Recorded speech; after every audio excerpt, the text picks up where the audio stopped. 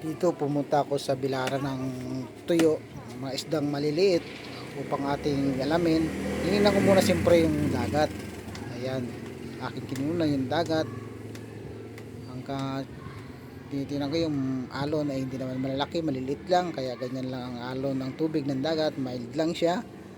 Hindi siya ganong malikot, katamtaman. Hanggang papunta ako doon sa may bangka.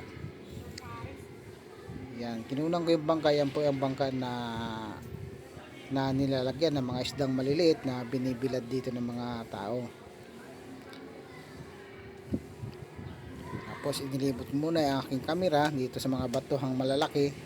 Ayan, kinunan ko yung dalawang bangka. Yung isang tao nito ay naghihimay ng nylon kanyang gagamitin. Ito na ngayon yung timba na pinaglalagyan ng isdang maliliit. Ayan, kinunan ko yan, pati ito. Ito ang kanilang ibibilad ngayon. Ito ang kanilang naibilad na ikalat na nila sa lambat para maibilad kasi hinahabol nila ang ganda ng panahon. Makabilad sila ng magandang mga isda. Ayan sila, si ate naman, ayan, kinakalat niya na yung mga isda. Ayan, ito naman si kuya, ayan. Ayan yung nabibilad na ngayon nila. Natuyo na ito, yung mga pusit. Ito, kukunti lang pusit nila na ibilad. Ito masarap din sa sinangag sa umaga.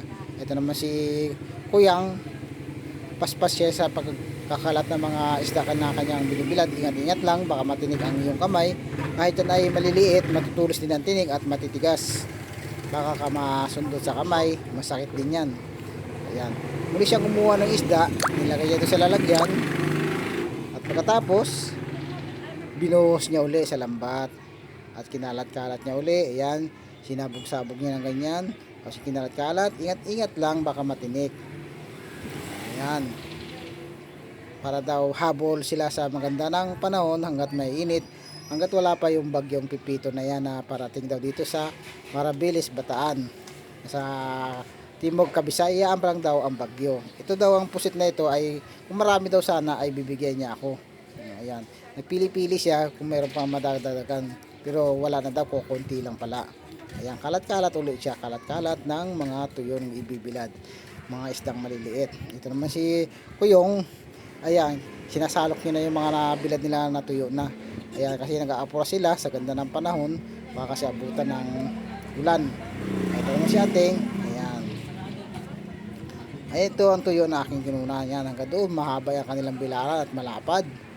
Malapad ang kanilang biraran. Ito, nag-aapura na siya, baka abutan ng ulan kasi parating na ang bagyong Pipito. Yung isang lambat, sinali nila yung tuyo doon sa kabila para isahan na lang. Para pag nilagay nila sa sako, ayan.